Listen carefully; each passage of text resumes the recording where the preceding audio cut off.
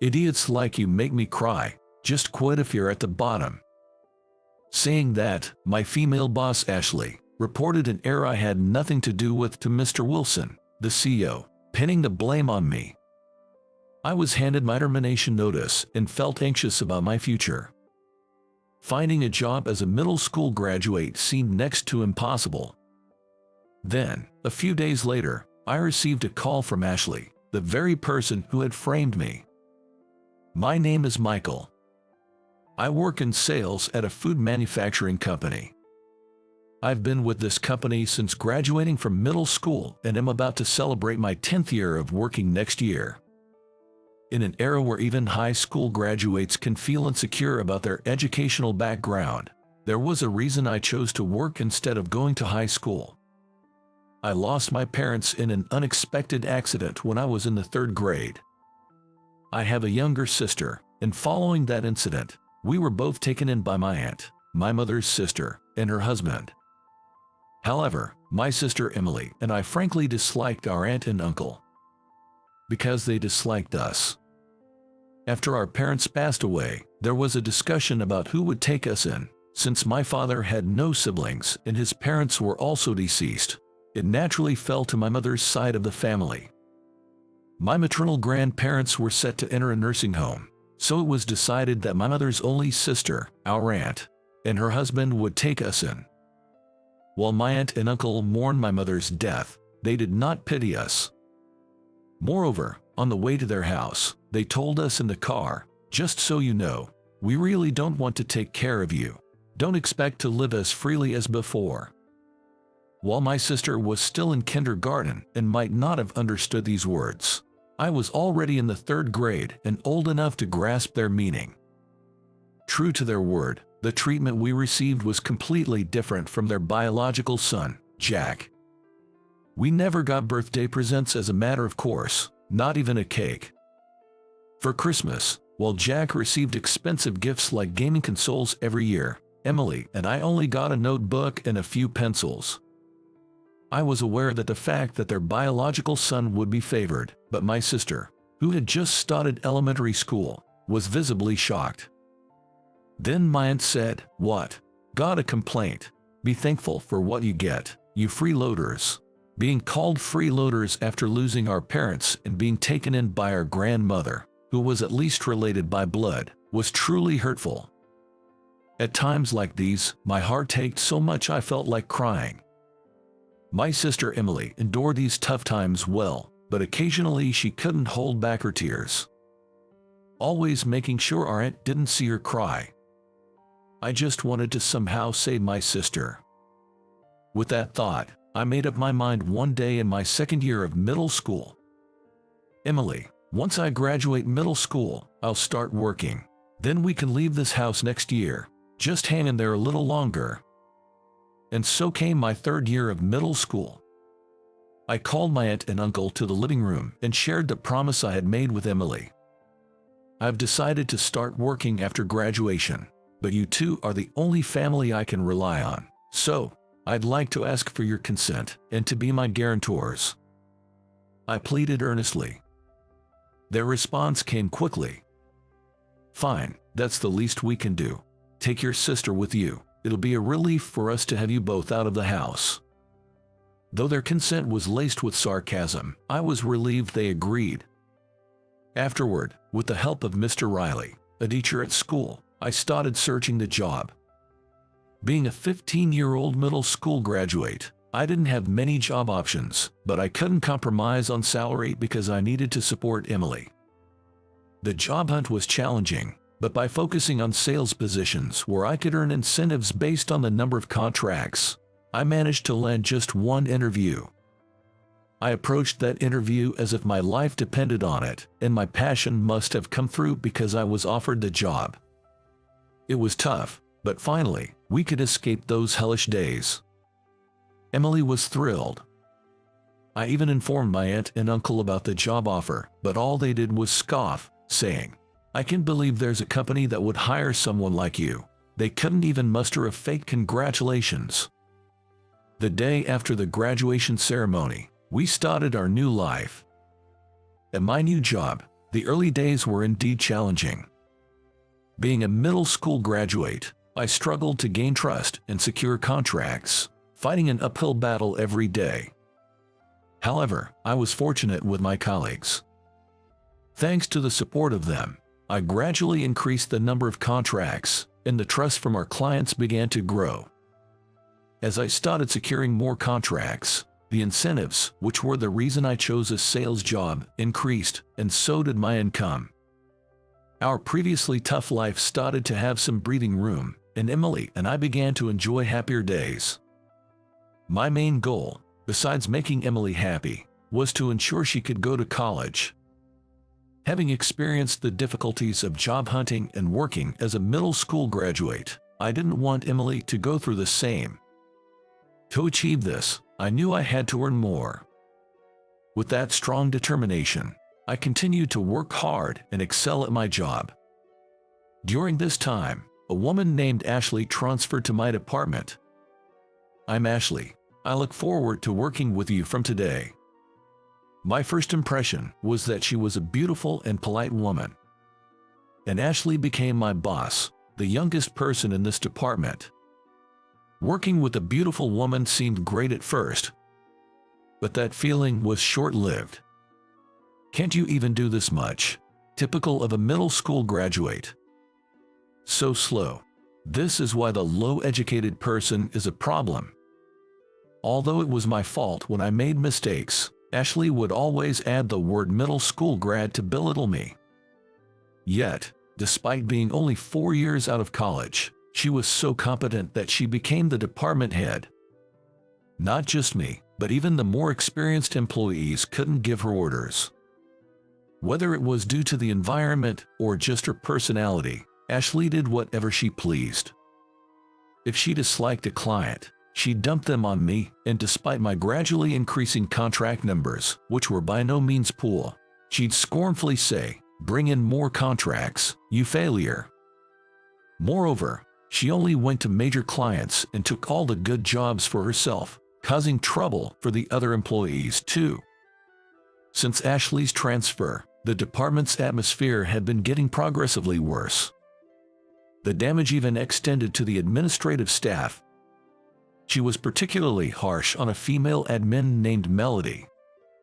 She was dumping a huge amount of work on her without sharing it with other admins and making her redo tasks for unreasonable reasons. Feeling sorry for what I saw, I once offered to help, only for Ashley to berate me, saying, "You can't even do your own job properly, and yet you're meddling in others. If you have time to spare, bring in more contracts." It's troublesome how middle school grad only think with their emotions. I was utterly defeated by her harsh words. Although the warm and friendly environment was gone, I clung to my work for Emily's sake, prioritizing contract acquisition while not neglecting support for the companies we worked with. I had built a particularly good relationship with a major company, Smith Trading. However, one morning, I arrived at the office to find it unusually noisy. Peeking in, I heard, "It's serious. It seems Michael missed an appointment with a client yesterday. Has Michael arrived yet?" I had no recollection of such an appointment. It wasn't listed in my to-do list, which I always write in my notebook. But Ashley was making a fuss, claiming it was my mistake. To clear the misunderstanding, I entered the office. "Good morning." "Oh, finally here, Michael, because you missed yesterday's appointment. The client is furious. They're going to terminate the contract. This is why middle school grads are a problem." "I'm sorry, but I wasn't informed of that appointment, and I don't think I'm responsible for that client."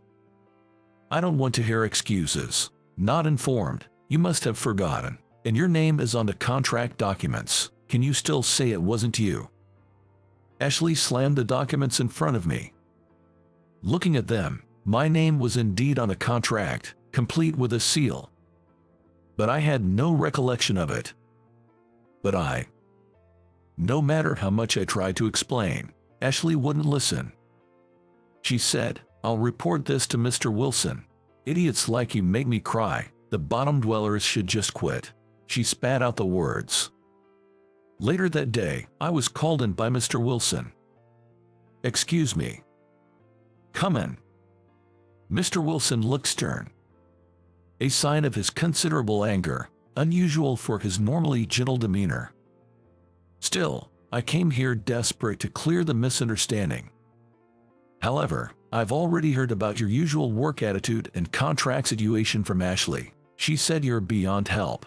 This morning, you forgot an appointment with a client and caused trouble, insisting it wasn't your fault. Not only are we losing one of the few clients we have, but you're also causing trouble for other employees, making the workplace atmosphere worse. Our company usually hires only high school graduates, but we made an exception for you because of your enthusiasm. I feel betrayed." It seemed Ashley had fabricated stories not just about this morning but about my work attitude as well. The one with the bad attitude and ruining the workplace atmosphere was Ashley, not me. But for now, I had to explain this morning's situation. "Mr. Wilson, there must be some mistake about this morning. I wasn't in charge of that company, nor did I have any appointment scheduled." "Then how do you explain these documents?" With that, Mr. Wilson presented the documents that Ashley had shown me earlier, which I didn't recognize. "I don't recognize these documents either. Although the number of contracts I've secured is small, I remember every company I've worked with." "I see, understood." I was relieved for a moment. But then, I was abruptly told, "You're fired." What? A person who can take responsibility for their own mistakes isn't needed here. Are you suggesting that Ashley fabricated these documents? What reason would she have to do that? Even if I were to believe you, do you have any evidence?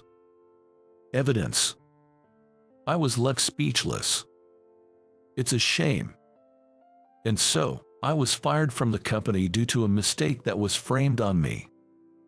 When I returned to the office to gather my belongings, I caught Ashley's eye.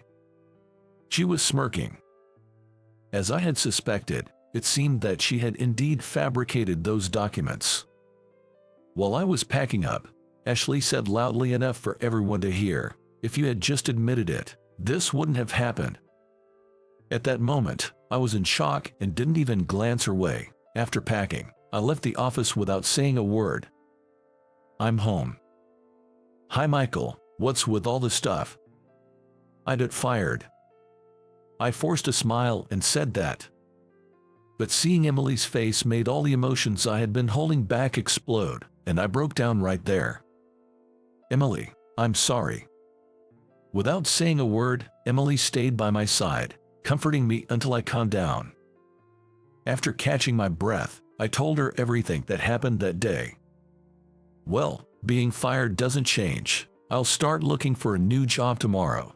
I don't expect to find a place that will hire a middle school graduate like me easily. I can work too. It's okay if I quit high school. Even if we're both middle school grads, if we work together, we can make ends meet." At the time, Emily was in high school, and since I had promised to support her through college, she was attending a fairly advanced school. Losing my job at such a critical time made me even more depressed, thinking I wouldn't be able to send Emily to college. As expected, finding a new job was difficult. I was mostly rejected at the resume screening stage, and during interviews, being fired from my previous job became a major issue, leaving interviewers with a bitter taste.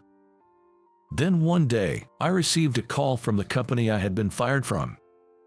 It was Ashley on the line. "What can I do for you?" "Michael, are you okay right now?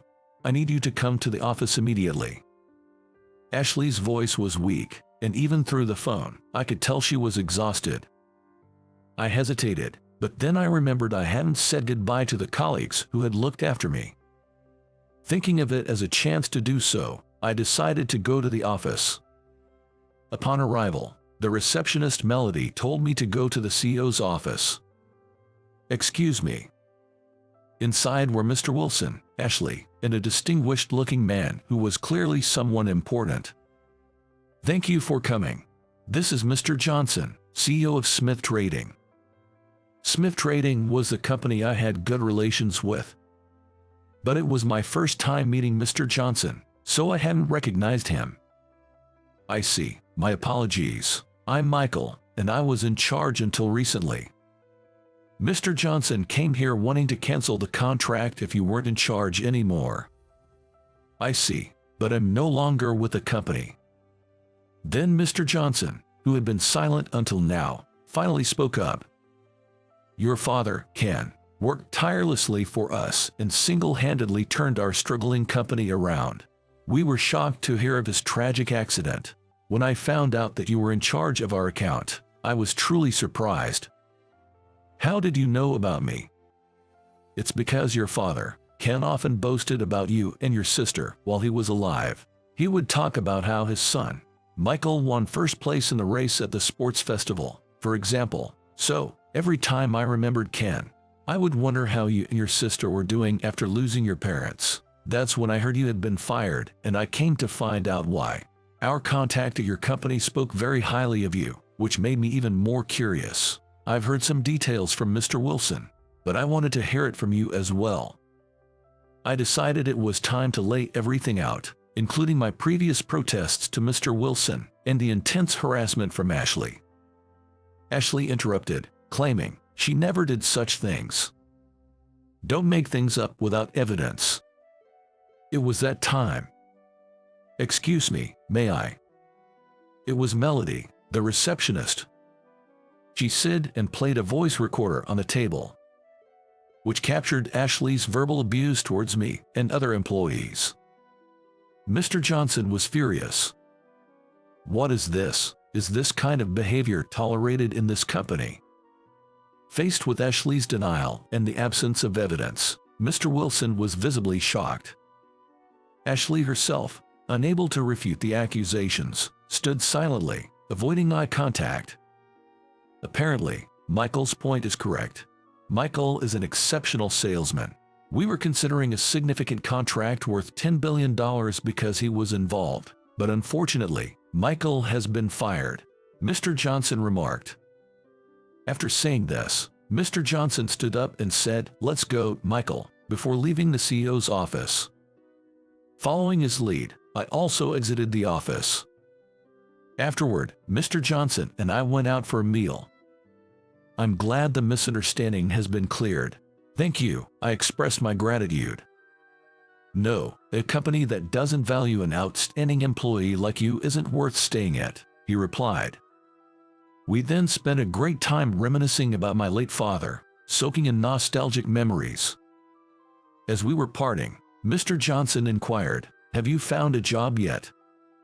No, perhaps due to being a middle school graduate, I haven't been taken seriously anywhere. It's been a series of defeats, I confessed. That's good then, he responded. Excuse me, I was puzzled. Come work for us. Finding someone as talented as you, even among college graduates, is challenging. I'd like you to contribute to our company, just like your father Ken did, Mr. Johnson offered. Without hesitation, I accepted, saying, I'd be honored. Years later, I rose to become the head of the sales department at Smith Trading. Recognized as the right-hand man of Mr. Johnson by my colleagues and Mr. Johnson himself. As for Ashley, she was fired due to the harassment coming to light and the lost contract with Smith Trading. She's now starting from scratch in a new job. Although the workplace atmosphere has stabilized, it soon faced management difficulties due to a culture that tolerated poor work attitudes like Ashley's. It leading to its eventual bankruptcy for layoffs, resignations, and job changes. I take pride in the achievements I've made for my abilities, not my educational background. Working at Smith Trading has been incredibly enjoyable. Moreover, I achieved my initial goal of supporting my sister Emily through college, and we continue to live happily together. This societal disparity based on education, that remains unchanged. However, there is one unchanging truth. It is that effort can change one's life. Dedication doesn't require educational credentials. Believing in oneself and persistently striving towards goals will undoubtedly open new paths. Even if faced with ridicule or the urge to give up, taking one more step forward can lead your life in a better direction.